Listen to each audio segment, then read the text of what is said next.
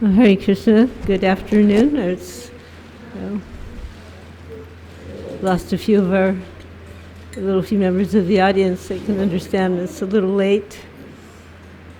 It's also a little warm probably for many of you. I'm just going to continue some narrations related to Srila Prabhupada in the early years of the Hare Krishna movement. By early years, I mean the late 60s and early 70s.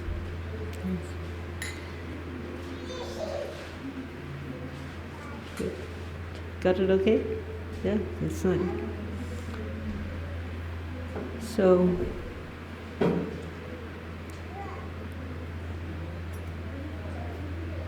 one devotee asked me a question. The devotee asked me to speak about a particular incident in the Hare Krishna movement. It seemed like a small thing, but it actually became a big thing. And that was the discovery of Lord Jagannath. So, this temple is really fortunate to have such beautiful, beautiful deities of Lord Jagannath. Very massive,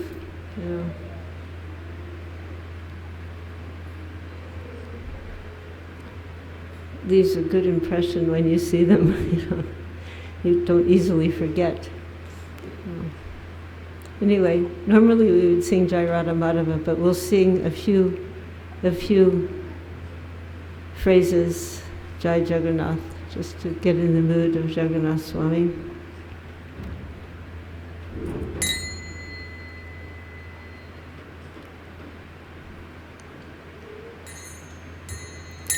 Jagannath Swami Nayana Patagami Nayana Patagami Bhavatu Me.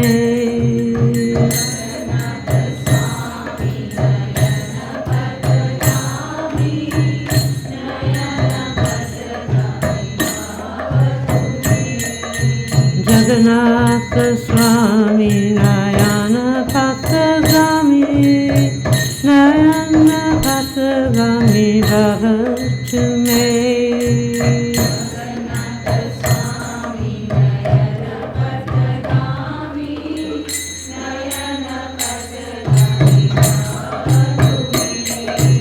Jagannath Swami Nayana Patagami Nayana Patagami Bhavatu Me. Jagannath Swami Nayana Patagami Nayana Patagami Bhavatu Me.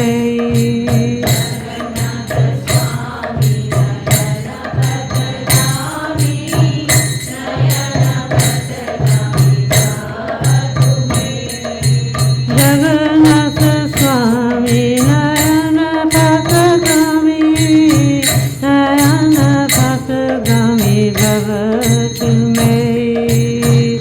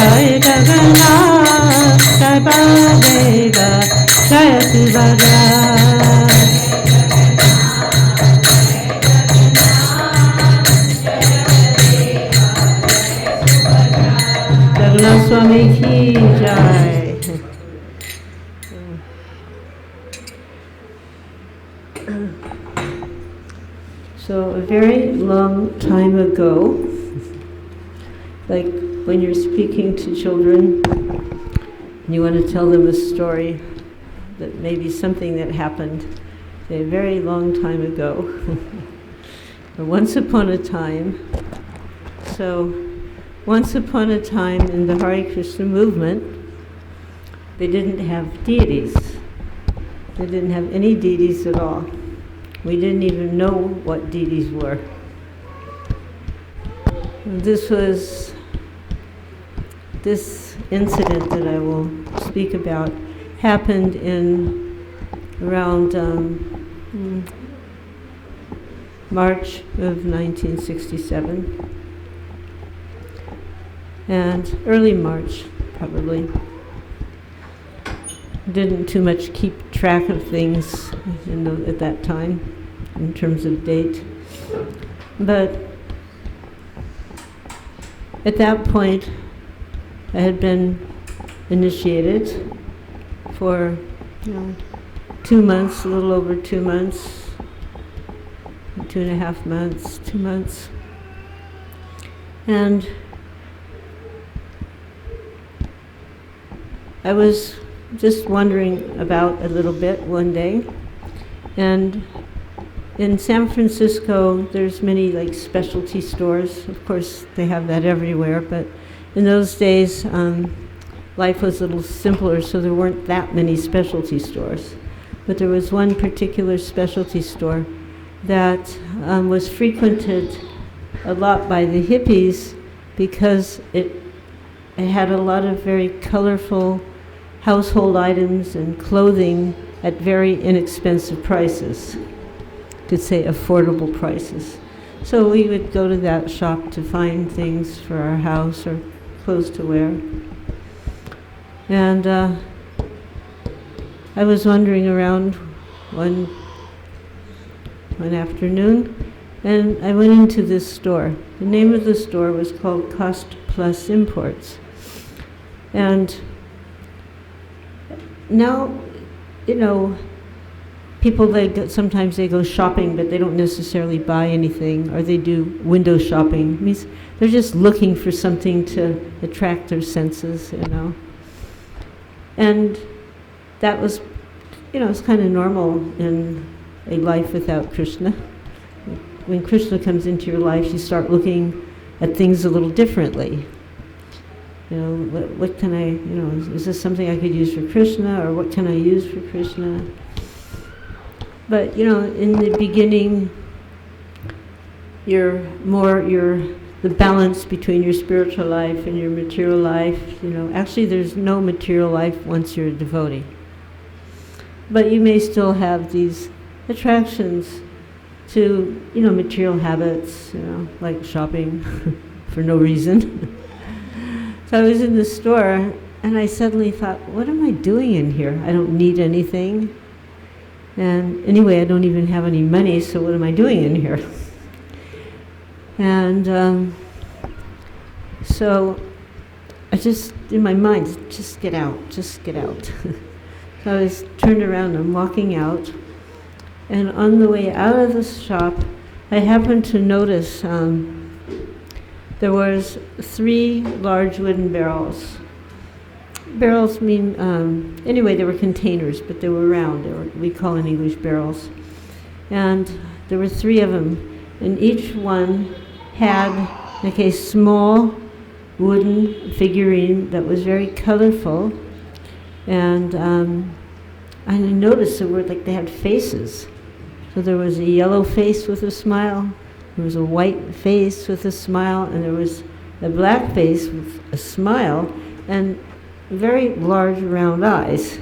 And I just thought, what is this? I picked it up, and I'm looking at it just, when you don't know what something is, either you look very carefully at all the details, or sometimes you just kind of glance like, what is this? And you can't really see it clearly. Thank you. So it was a combination of both. I couldn't I couldn't understand what I was seeing, and it was just very, unusual. But then I looked on the bottom, and it had a little sticker, and the little sticker said, "Made in India." So at that point, I got a little interested, like, wow. But I was thinking like this, wow, Swamiji's from India, Not that you'd put a sticker on Prabhupada that says made in India, but your mind, made in India, Swamiji's from India. And then I was thinking, yeah, and Halava's from India, because we were just getting used now to Krishna Prasadam, and it was unknown to us before. So, Halava's from India, and we're thinking kind of like that.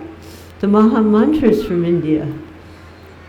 So I just put him in my pocket and left the store. And it was kind of a leftover habit from the hippie life, because there were certain aspects of hippie life that actually were more or less, you could say, Krishna conscious, more or less. Probably a little less than more. But one of the things was, that the hippies we thought, nobody owns anything.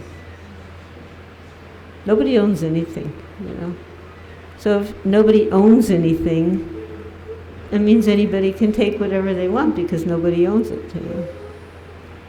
I mean, that was the mentality. So in Krishna consciousness, we know that nobody owns anything because it all belongs to. If we don't own anything, everything belongs. Who does it belong to? Yeah. Louder? Krishna. Yeah. So that was the missing part of the hippie philosophy. We didn't connect it to Krishna or God or anything. So, nobody owns this, I took it.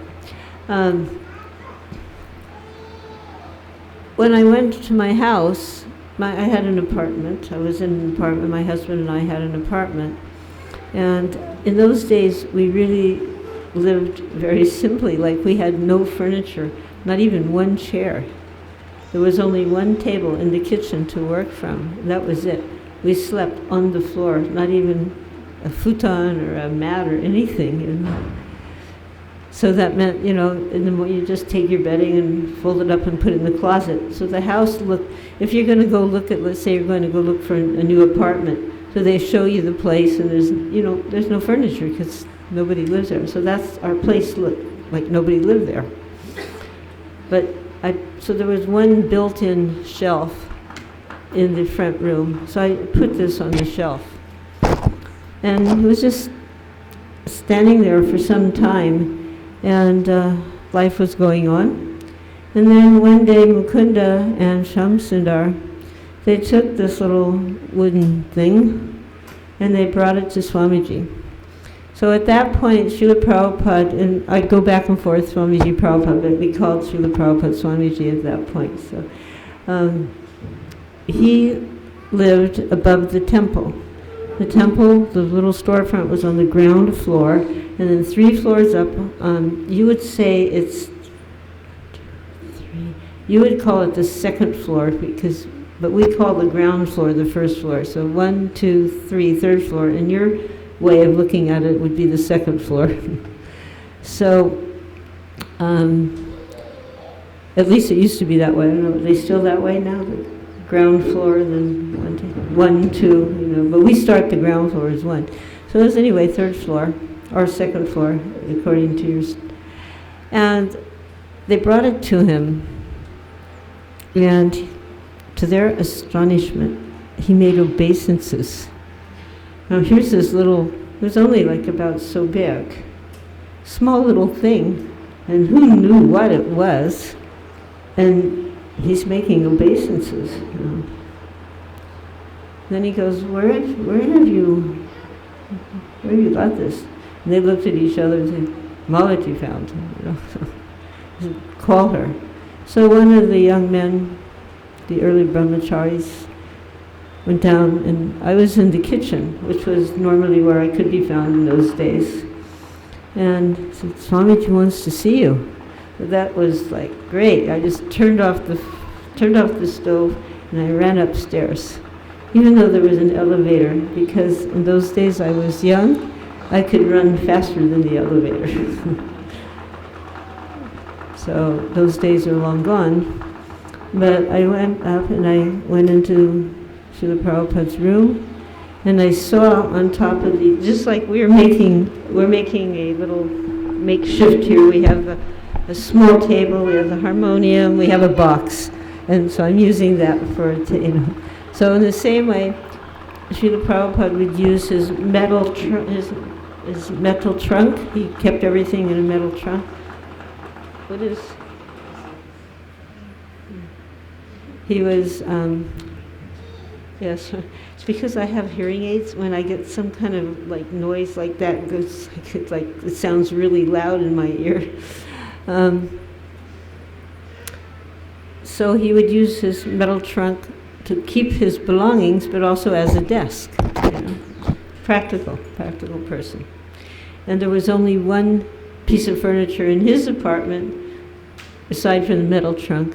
Some devotees had brought a rocking chair. So that was the furnishings there. I came in and I saw this little figurine, and at first I was feeling a little apprehensive.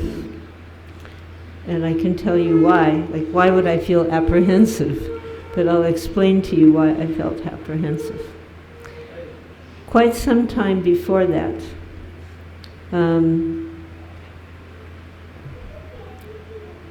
it was after I found Jagannath, but it was something that had gone on for some time.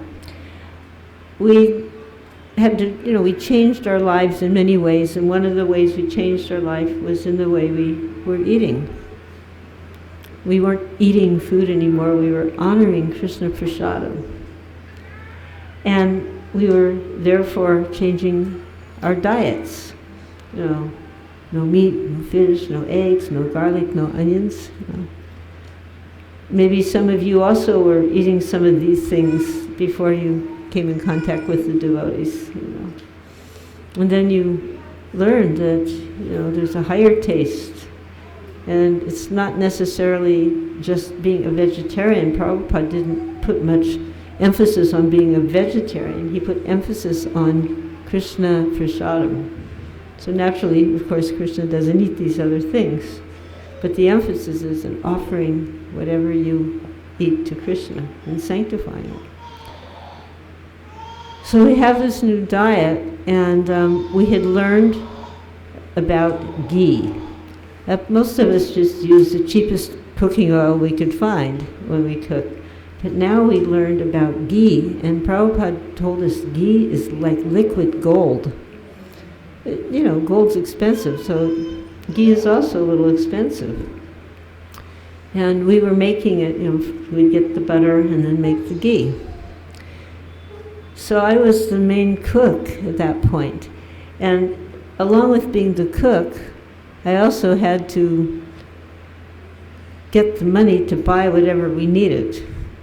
Or if I didn't get the money, get a donation. Like, we need some flour, we need some atta, we need some rice, we need, So one way or the other, I had to keep the boga stock going.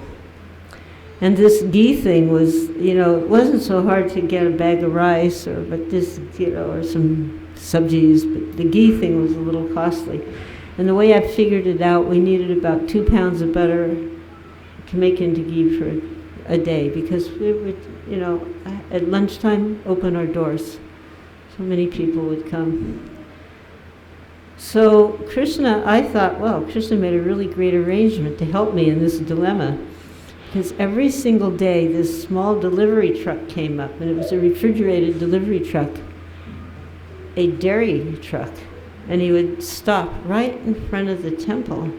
And then the driver would get out, and he would go to the back and open the door and bring some items on a tray and carry them across the street to a little convenience store. So he didn't lock the back door because he had this tray in there. He just shut this back door.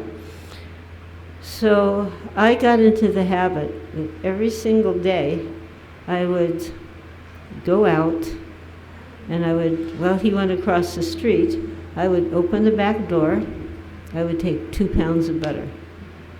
Isavashamidam sarva, I was only taking what I needed. I didn't take more than I needed. I left aside what I didn't need for others. So from that 2 pounds of butter, it was 5 days a week, Monday through Friday. That's 10 pounds a week. And, I would make the ghee up, do the cooking, and leave enough over for Saturday and Sunday.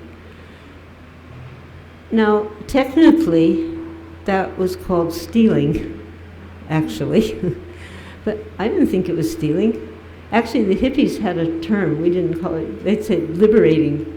It doesn't belong to anybody. You can't say you own it, so I'm going to liberate it. I'll take it. So now we know everything belongs to Krishna. And yukta vairagya, you can do anything and everything for Krishna, right? We were thinking like that. And of course you can, but, so I was taking this butter, and it was being offered to Krishna. So it was being liberated, All those cows that gave their milk were getting benefited, This is a great plan. We had our ghee. So Prabhupada's quarters were street side. So he could see out his window looking down. So one day I'm in his apartment, and he said to me, Malati, each day I see you're going to a truck, and just said, what are you doing? I just asked, what are you doing? I started to, I kind of felt a little funny all of a sudden, because even though nobody owned anything, now we knew it belonged to Krishna, and I was thinking at just that moment, I was thinking, actually what I'm doing is maybe, even though I'm doing it for Krishna, maybe it's, I'm actually stealing, I was thinking that. It was going very quickly in my mind, but I'm thinking how to answer him without, I had to be honest, but should I say I'm stealing? So what I said was, I'm getting butter. It was, I'm getting butter. It was true. It wasn't wrong. But what did he say? He said, yes, Krishna was also a butter thief. So when he said that, I just I didn't think, oh, I can go on stealing butter. No. Now we were learning, Krishna does a lot of things in his human-like appearance that we can't imitate. And although he didn't say anything, I got the message. It was, you can say, transcendently communicated to me. Krishna was also a butter thief. Now, he could do that without saying, you should not, you could, I got the message. So I stopped stealing. I didn't do it anymore. I understood. But I'd already got Lord Jagannath, that was before the butter incident. So when I walked into his room and I saw the Lord Jagannath there, I was like, oh no, I'm caught again, and I'm not even stealing anymore, So when he said, so you have found, I was kind of hesitating and said, yes, I'm waiting for what's next, yes. And then he goes, were there others? And then I started to feel a little relief, and I said, I got a little, yes, lots of others. And he was very steady, very sober. He said, 2 others, different. And I remembered the yellow face and the face. I said, yes. He said, bring them.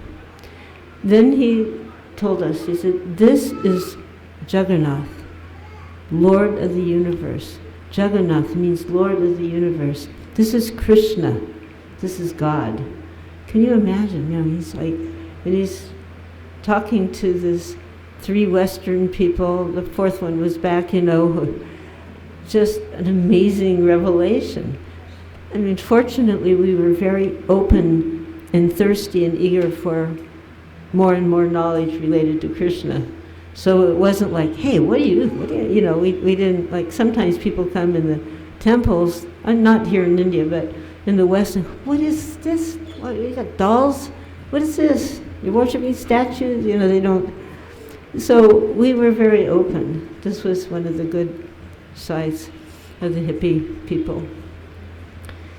And then he explained how Lord Jagannath manifested on the earth, coming from the ocean in one big log, and then, trying to find someone to carve him, and how anybody who tried to carve this log, their tools would break.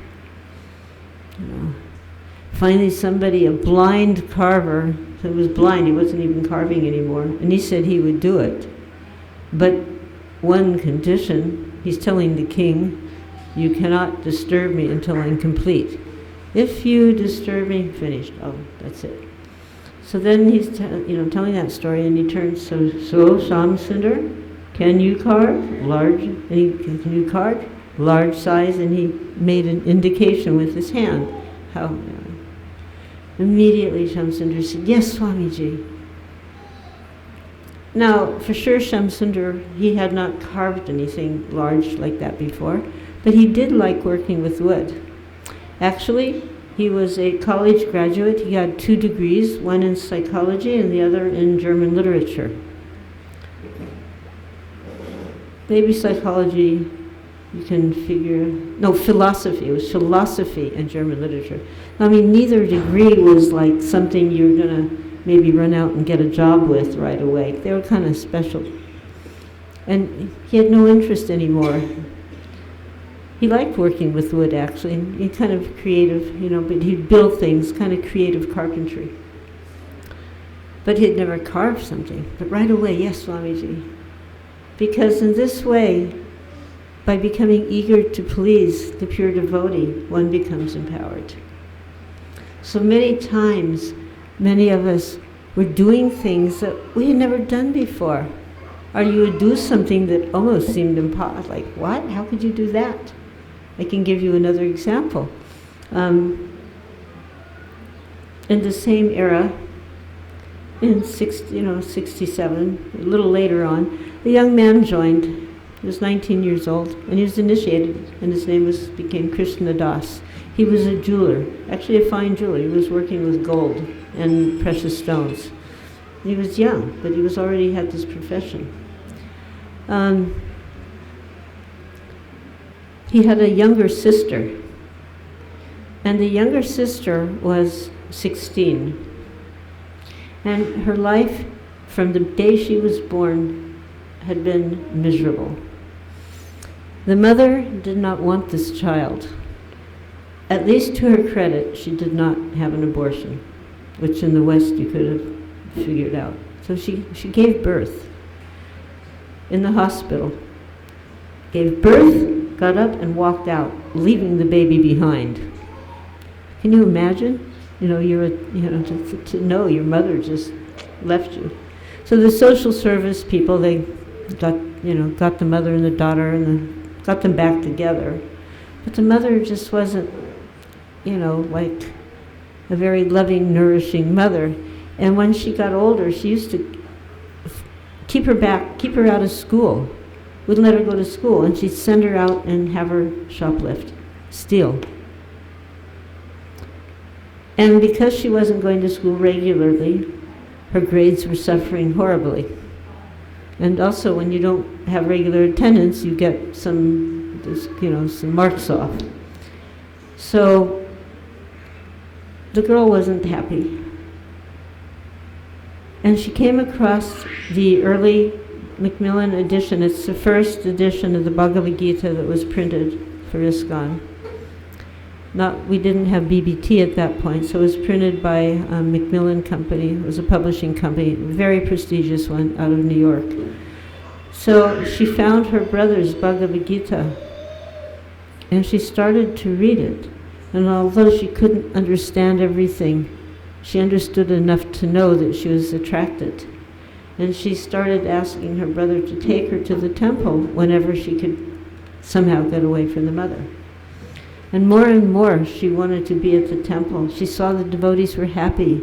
Every day they were going out and Harinam and chanting, and every day eating wonderful Krishna prasadam together. And it was such a nice relief and such a happy change from the situation at her home. And Krishna Das wanted to help his sister get out of that, very miserable situation. So Prabhupada was there, and there was a darshan.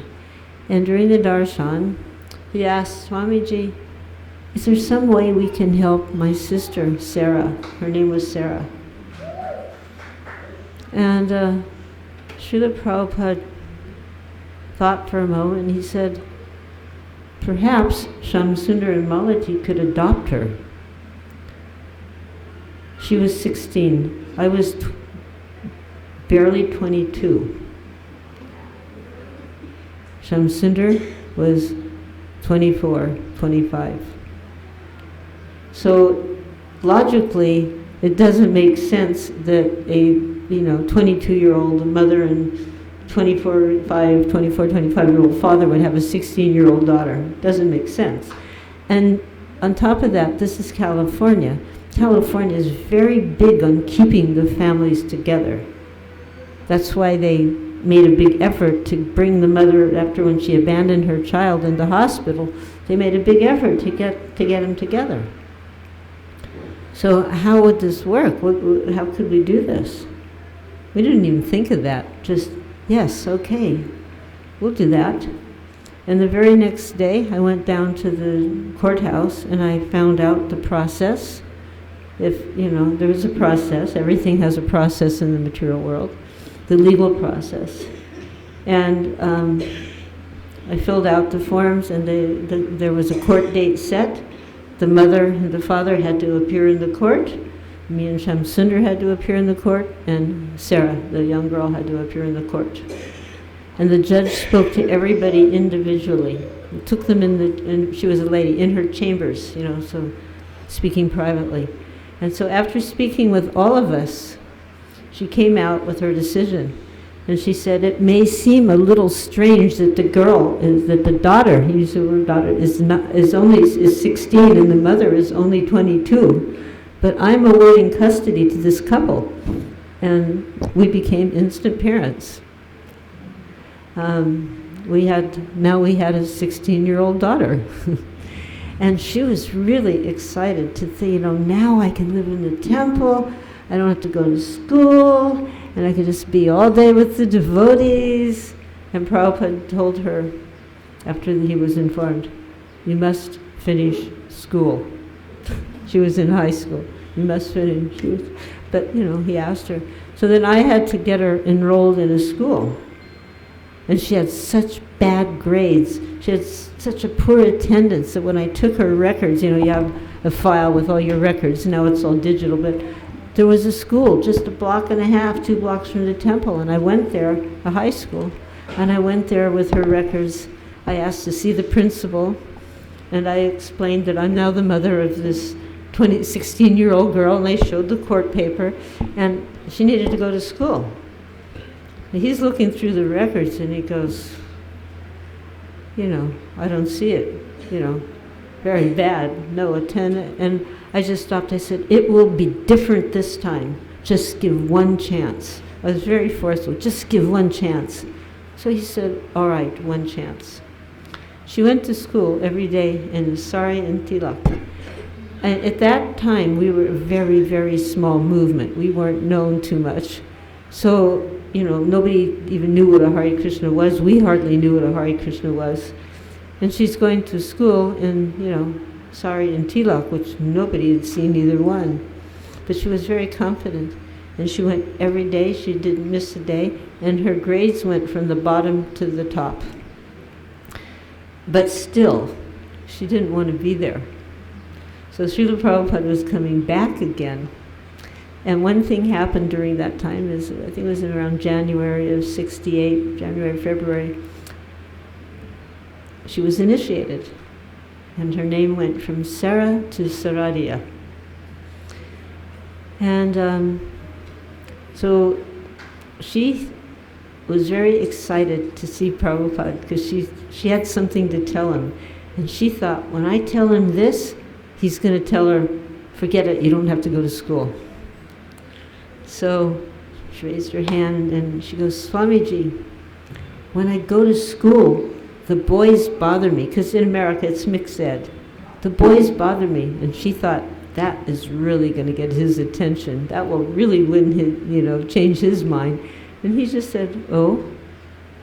So she goes, yes, they want to see me after school. The Prabhupada said, that is all right. What? Said, that is all right. When they ask for your address, give them the address of the temple. And that way, when they come to see you, they'll see Krishna, because by then Lord Jagannath is there. So Prabhupada could turn any situation into a super positive, anything, So she realized there was no way, she was defeated. Looks like we may be getting another drama. Unless these people just like to dress up. So he could take any situation and squeeze Krishna out of it. So she finished, Anyway, back to what I was actually going to, where was I in the story? I can't even remember, I took a deviation. So Prabhupada would empower you to do something that otherwise logically, how you could adopt, you're 16 years old girl and you're going to get adopted by somebody who's 22. Full legal custodial rights, not even, the mother had nothing. She was totally taken, sometimes they'll say, okay, well maybe she, give the child, well she can come and visit 3 days a week or something. Nothing, we had everything. So, that was a type of empowerment that came, from Srila Prabhupada's desire to please Krishna and save living entities, and our desire to please Prabhupada. So he asked Shamsundar, can you carve large? Yes, then Shamsundar started carving. Well, first we had to find the wood, and because we heard that the log came out of the ocean, Shamsundar wanted to get a log that came out of the ocean. So how many big logs come out of the ocean? And, fortunately we lived in San Francisco, which was right on the ocean. And as it was, sometimes things would fall off ships or things would fall apart. So all kinds of stuff would come in off the ocean, and they would collect them at places called salvage yards. They would salvage these things. So we went to a great big place like that in South San Francisco, and told the fellow we're looking for a big piece of wood. And he just, look around.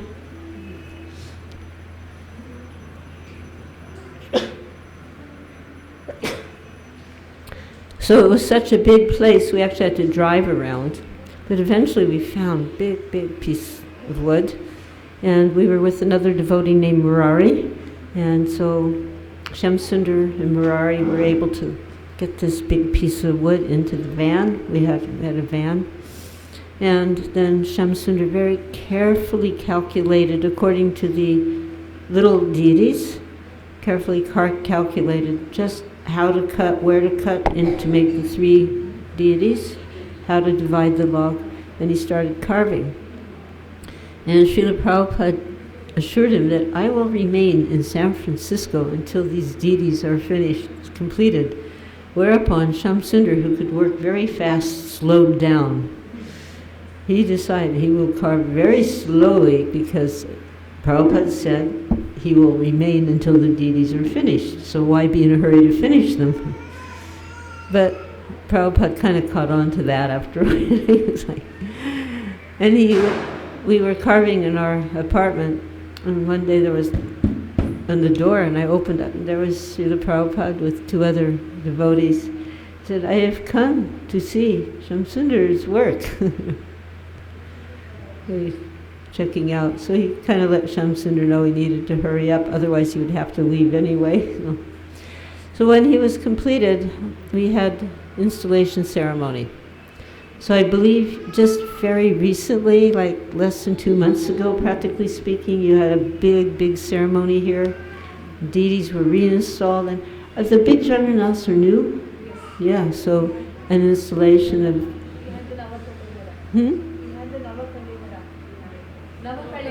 Yes, yeah.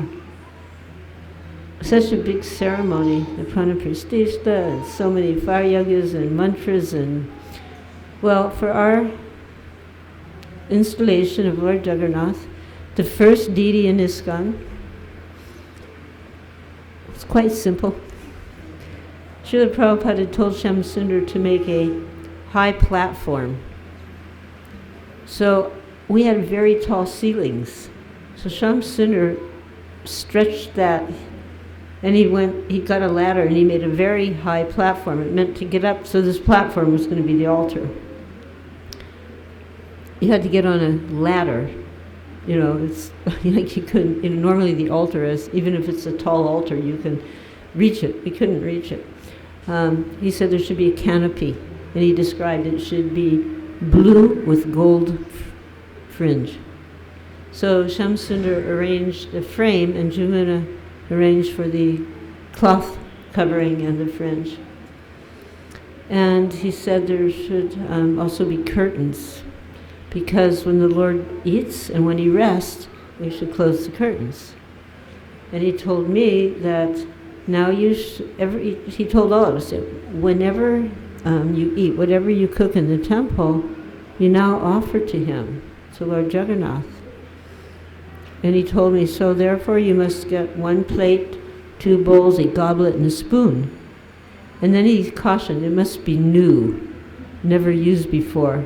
Because you know what recycling is? Recycling is you get something and you use it, you use it again, for another purpose. Well, hippies were very good at recycling.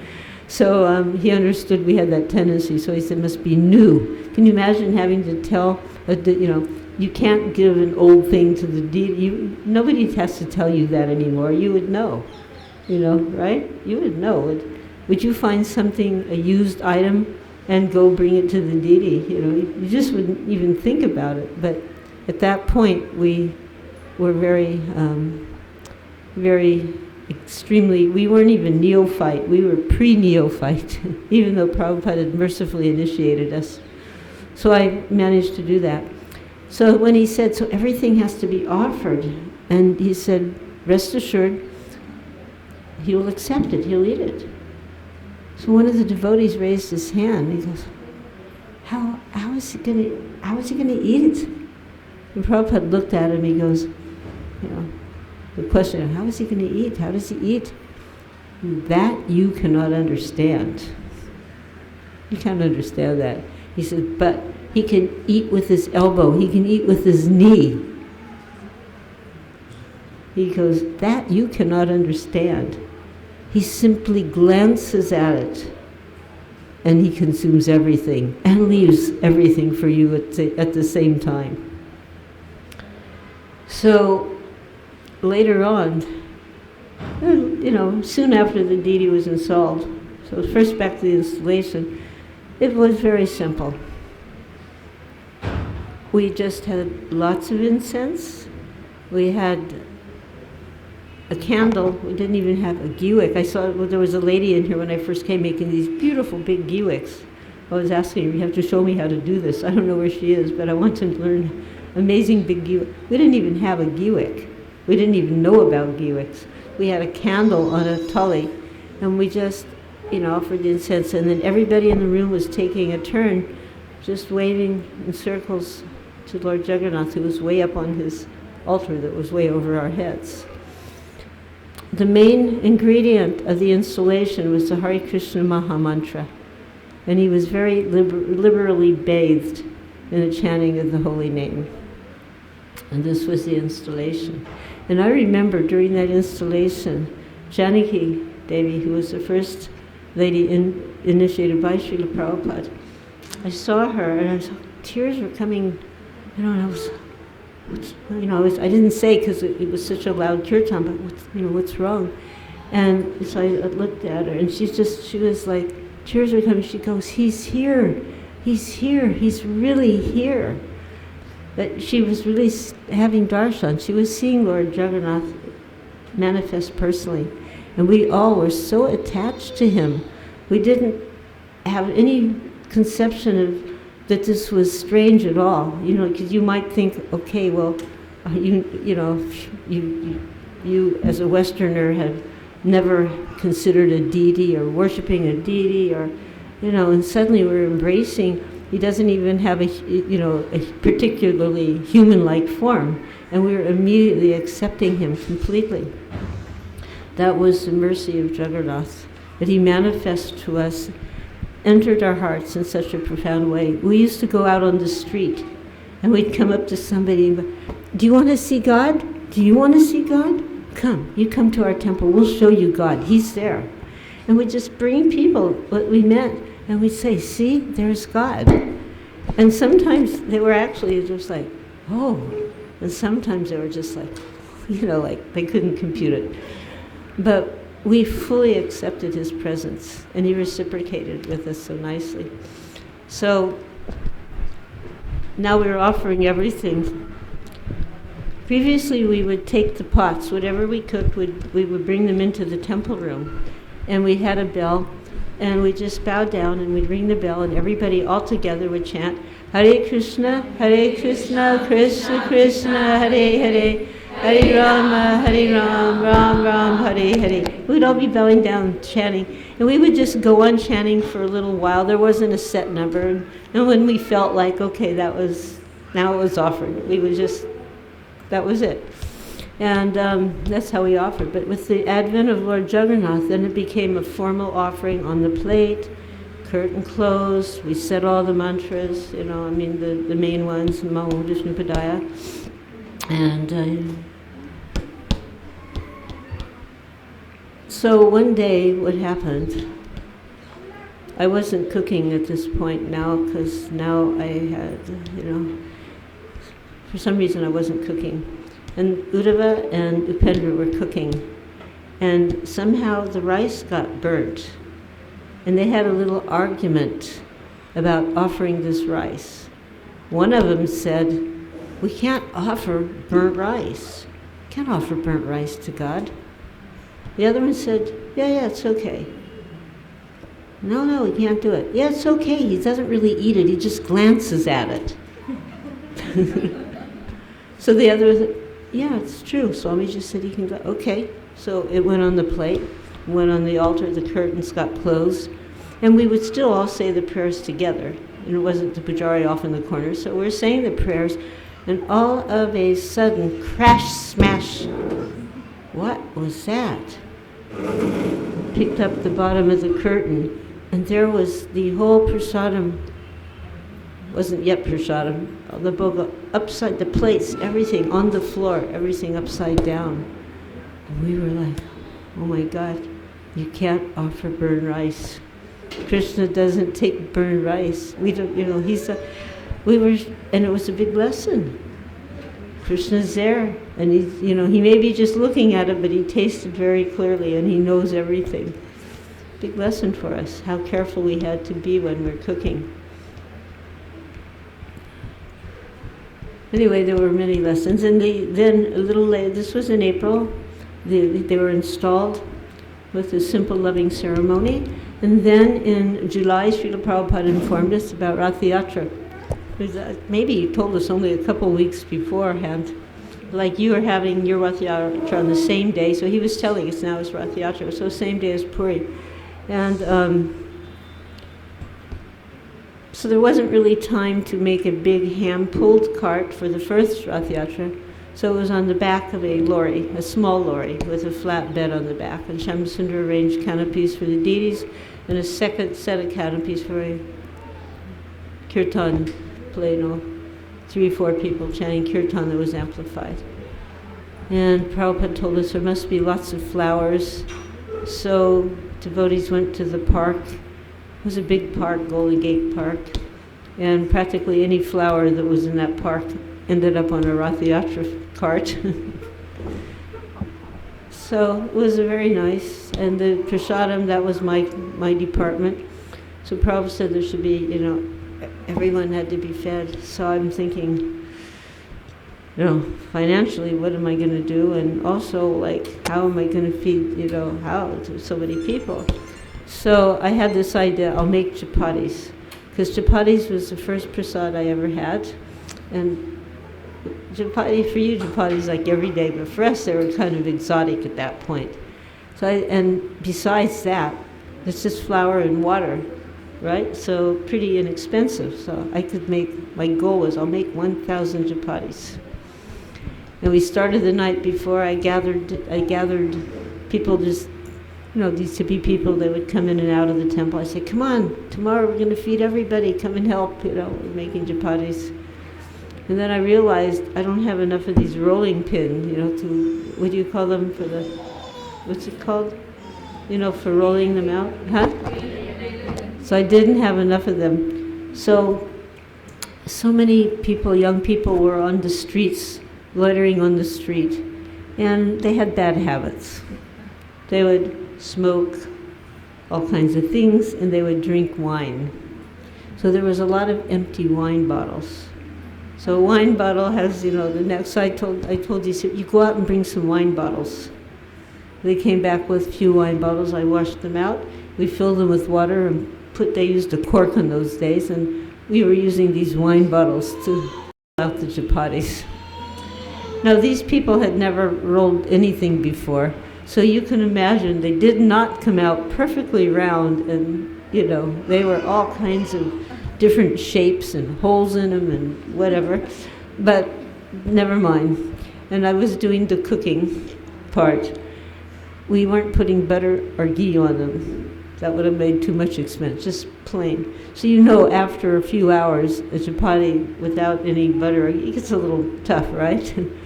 We started the day before, went through the night, so in the morning we had boxes of chapatis of all different shapes and sizes, and they'd gotten kind of hard, like we call it a cracker, Didn't matter, they had been offered to Lord Jagannath, and we went out there just, we didn't even have a nice basket or anything, just these boxes, empty banana boxes, and just going up to people and saying, here, take it. This is spiritual food, and if you take this, if you eat this, you'll be liberated. It's spiritual food. It's called prasadam. And I mean, nowadays when you think of prasadam, it's a big plate of, halva and khichdi and whatever, But it's just, the prasadam can't be determined by quantity. That's not the password here. It's been offered to Krishna. So you get a little bit, you get a lot. It has the same effect. And quite often, you give people a great big plate and they can't eat it all. Even I can't eat it all if I get too much, They'll just, or because it's new to them, that it's taste, you'll find it, they'll discard it, they'll leave it in the street, or even worse, throw it in the bin, trash bin. But that day was such a magical day, the first Rath Yatra of Lord Jagannath. We were giving these hard, dry chapatis. Really, it was you could barely call them chapatis. But we were giving them out with such faith and conviction in Lord Jagannath's ability to transform something into Krishna Prasad, which is spiritual food. Prabhupada says, we don't eat prasad, we honor. He said it's called prasad seva. So we were passing this out with such conviction, and people were taking it. I remember seeing people just eating these hard things. They were like, you bite it, it would fall into pieces.